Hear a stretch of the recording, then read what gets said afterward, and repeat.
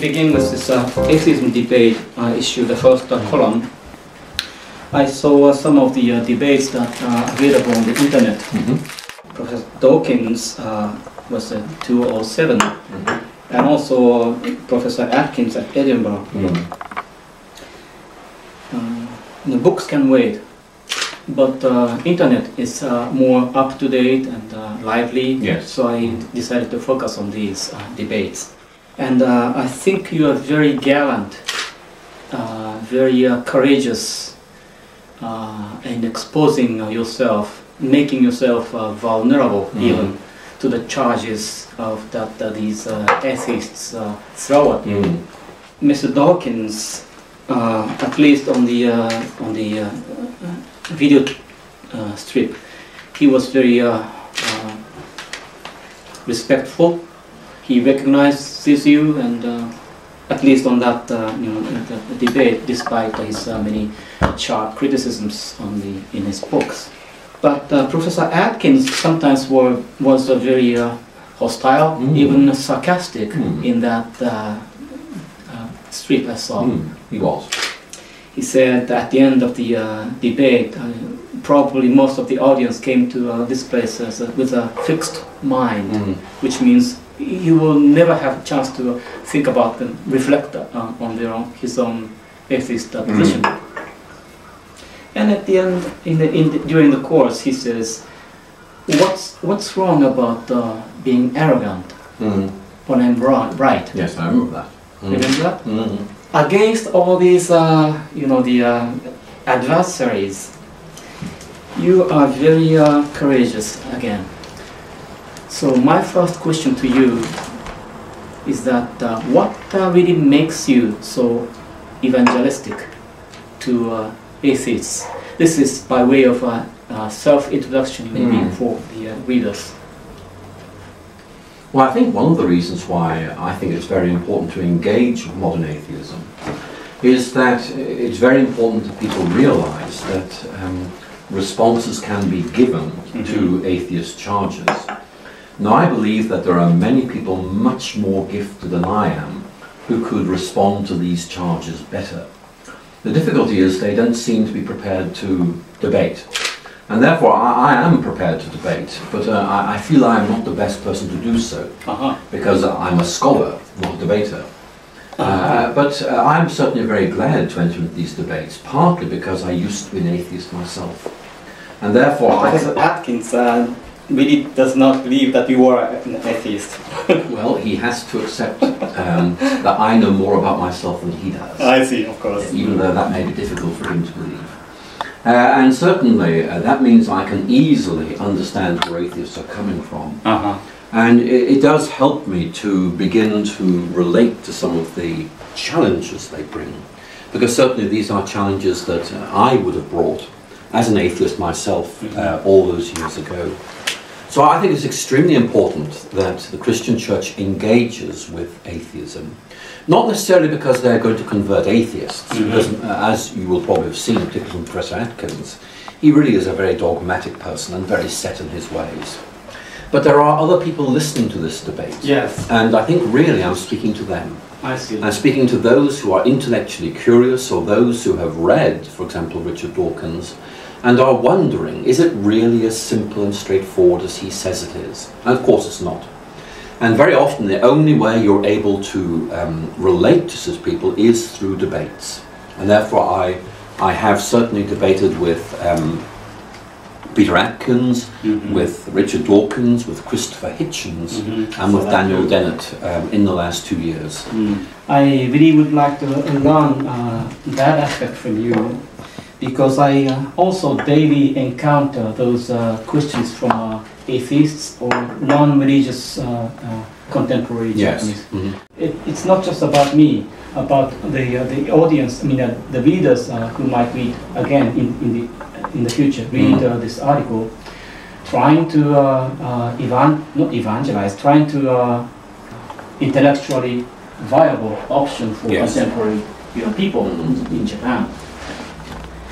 You said Christianity is reasonable as long as, to a certain point. that it makes sense. Yes. It makes more sense. It is sensible than the most of the explanations that the science can give. Again, I teach in a liberal arts college, a small Christian college just outside Tokyo. But we have an introduction to Christianity course about the book, just about like the book you wrote. And the students are mostly 90% of them are non-Christian, coming from nominally Buddhist or Shintoist families. Now I have this responsibility of trying to show them that Christianity is indeed possible.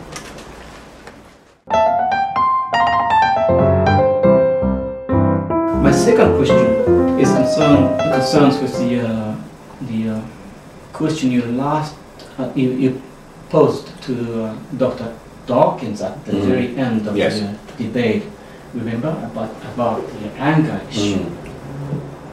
You asked him if there was any suppressed or disguised anger in his writings, and he responded yes, and he gave 2 or 3 or 4 reasons why he was angry about Christians and believers.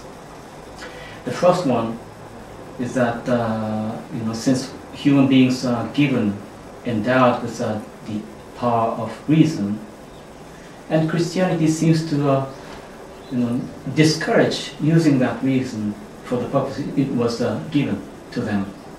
Here is what you should believe, like a trump card, and shut up and just believe. That he resents. And again, secondly, there is an issue of evil, problem evil. And when disaster happens, God chose one particular child to save, and left others to perdition. How could that be? That's his response too. And also he thinks Christianity is unethical, in the sense that they indoctrinate children, innocent children, to believe that, not just Christianity, but religion in general, into believing that the suicide bombing is good for the colleagues and the fellow human beings. Those are the questions, responses that Dawkins gave to you. My question concerns the very fact that you asked that particular question to him. Yes. And I suspect that it was your, part of your hidden intention to probe if there is an sentiment, anger, concealed in the as a motivation behind all these atheist talks. It's not atheism is not just about the scientific, theoretical, objective endeavor, but also very rooted, very much deeply in the personal, private, existential experience, just as faith is. Would that be a... Well, let me begin to answer this. Yes. There have been a number of studies by psychologists recently of anger against God. And it is intriguing because it's a very well understood phenomenon. People get angry against God when there is no God to believe in. Well, how can we explain that? And certainly there are a number of writers who've been looking at this, and they would see Richard Dawkins as a very good example of this. The reason why I probed him at this point is very simple. He's a scientist, and he knows perfectly well that in the course of science, different explanations are offered for the same phenomena, and there is a debate within the scientific community about which is the best explanation. It is not conducted with anger. It's conducted, here are 2 very different interpretations, let's look at them and try and make sense of them. We are not saying this group of people are fools and this group are wise. We're rather saying let's try and work out what the best explanation is. Why does Dawkins put the debate about God in this anger category, whereas the debate about the origins of the universe belongs in this cool, detached area?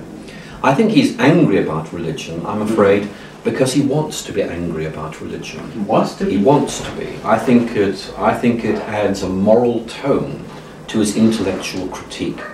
And the real difficulty is that I think Dawkins is so deeply embedded in his own position that he can't see that to an outsider he is a mirror image of religion. That actually, in effect, he is so deeply locked into his own worldview that it is automatically right and good. And therefore those who oppose him are, well, wrong and evil. And of course you can easily invert that and see that, for example, from a fundamentalist Protestant attitude, which in effect would cast it exactly the other way around. I think the real difficulty here is that we're not really talking about religion versus atheism, we're talking about worldviews. Worldviews are ways of making sense of reality that by definition go beyond the available evidence. Not even Dawkins would say that atheism can be proved. It can't be. And the real difficulty is that Dawkins has to have this fundamental assumption that there is no God. That explains why people believe there's a God. They're mad, they're deluded. They must be, because there isn't a God to believe in. And the real issue is that instead of saying there clearly is an important debate on this, I think this, they think that, I'm going to respect them, they respect me. It's very much, they are deluded, they are fools. It's a very simple message. And that's why I would unquestionably say Dawkins is an atheist fundamentalist. In other words, someone who is so locked into his own worldview that instead of becoming concerned to understand and engage with others, he dogmatizes, he demonizes. And really that is the mark of someone who is not interested in the truth, but is interested in the defense of their own position and the vilification of others. And that disturbs me deeply. And what disturbs me also is the way in which Dawkins uses the natural sciences. Uses them. He uses them as a weapon. As a weapon against religion. In other words, he is simply using the sciences as an ally in his crusade against religion, when the science doesn't actually back up his position at all. And that's why I think many scientists are deeply disturbed at what Dawkins is doing, because they feel that really it is distorting science and giving a very false impression of what science is all about. So science is humble. So that explains part of the advocacy that you have against atheism, as a theologian as well as someone who trained in the science. Exactly. I do not believe that angry atheists have anything to be angry about. I think that many Christians could be angry about what atheists did to them, for example, during the period of the Soviet Union. But of course Dawkins will not face up to that difficult and awkward fact. He will say, well, of course, yes, terrible things were done to Christians, but not in the name of atheism. Well, I'm sorry, historically that is indefensible. Dawkins may know quite a lot about science, but he knows very little about history or philosophy, and it shows. I see. Dawkins' point is that atheism and all those atrocities committed in the name of atheism are incidental, he says. They weren't incidental to the Christians who were massacred. Right. And I think you have to make the point that if you look, for example, at Lenin's writings on religion, or indeed the instructions he gave about how religious people were to be dealt with, it's very clear that the elimination of religion, and if necessary of religious people, was very much on the agenda. It is not incidental, it is woven into Lenin's agenda. Thank you. I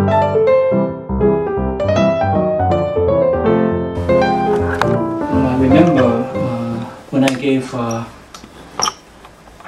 lecture at my home seminary where I graduated from, and mentioned that one needs to be wise, judicious in confronting, not be confronting, in meeting with those in other faiths, professions. Especially when you see Buddhist monks or the faithful believers in Buddhism. You still can witness your Christian faith but you have to be very sensitive to them.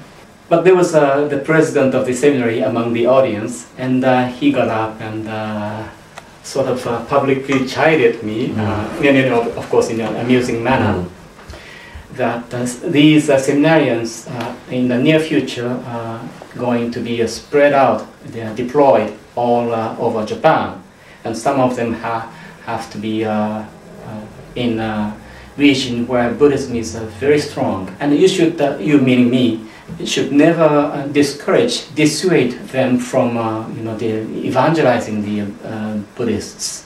You're focusing on the issues of atheism. Is it because of the need to be sensitive to the people of other faiths, especially they are very committed to their faith? You wouldn't really think about the evangelizing, proselytizing Jews after in this post-Holocaust age? I think what I would say is this. I think that one must treat people of other faiths, and I include atheism as a faith, yeah, you said that. With the greatest of respect. Now that does not mean I agree with them, and it does not mean that I am not prepared to evangelize. It means that for me, respect is the gateway to a person's soul. To treat a person with respect is to gain a hearing for what you want to say. And so that's, for example, when I debate people like Richard Dawkins or Peter Atkins, I'll do so respectfully. They may be very rude about me. Yes, I will never be rude back. I'll always try to be gracious and say, look, I want to be very fair to you, but I also want to try and explain what I think about this. And I think that the real difficulty is that very often we create barriers to the Christian faith by being seen as arrogant or not prepared to listen or understand. Right. And it seems to me that one of the most important ways of gaining a hearing for the Christian faith is by being respectful. By being prepared to listen to the other person, but that does not prevent you from saying, here is what I think, and here is why I think it might be right. I see.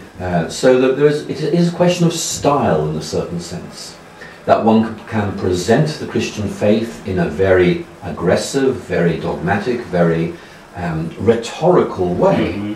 And it may be successful, but it may also simply alienate people.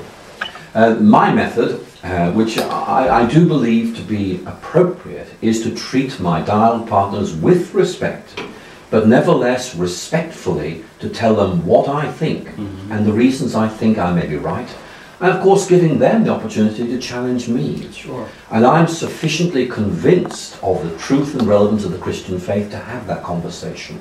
I'm not defensive. I believe that these conversations can have good outcomes. If they take a long time, I don't worry about that. And I see this mirrored in the New Testament. For example, Paul's conversation at the Areopagus in Acts chapter 17 does seem to me to be a respectful conversation while at the same time making some important points.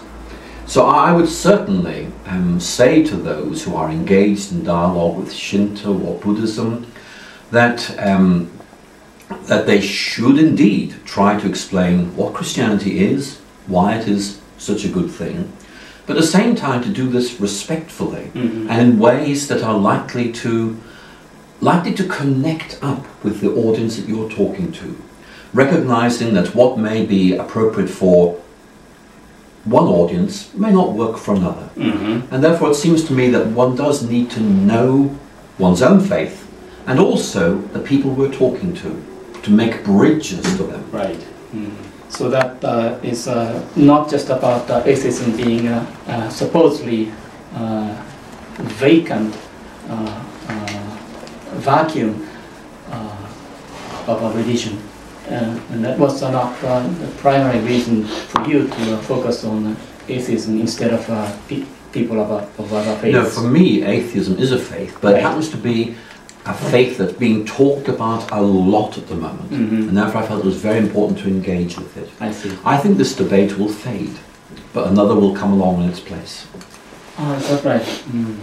I think that there's been such a surge of interest in atheism, but it's not sustained by ideas that can really be kept going. So my feeling is, in 3 or 4 years, this is not going to be as important as it is now. Is that right? That's how you think? That's how I see it. I see. Then if I may ask, what was the reason of this surge of interest in atheism? Well, I think that there were several things. There are 2 factors I think that are particularly significant. One, of course, is 9/11, and we know that was a factor for all of the major books on atheism published in 2006 and 2007. What was God in that event? It's more the question, look, here are fanatics driven by religion to do this. That shows religion is a bad thing. I see. And of course that argument is very weak, but it needs to be shown to be weak. And the second thing is that the reason atheism has become so significant is that religion has resurged in many parts of the world, including the United States. And so atheism is reacting against this very strongly. Interestingly, this high-profile atheism is a reaction to the low-profile re-emergence of religion in public life in the West, especially in North America. And you can see a similar thing happening, for example, in South Korea, where the Protestant president of Korea is causing some controversy. And again, it is the resurgence of religion causing this debate. I see. Now, I've read the new atheist writings very carefully, and it's my judgment they do not contain new ideas. That's my feeling too. That basically what is new about the new atheism is its aggressiveness. I see. But the problem is aggressiveness very often simply creates a reaction. And I think we're going to see a reaction against the new atheism, and also it doesn't have the intellectual dynamo or dynamism to sustain it, because there's nothing new to say. It's simply rehearsing and repeating older arguments. I sense that too. You also mentioned in your debate that atheists often tend to rely on older arguments, which no longer is available, prevalent in the Christian view as well.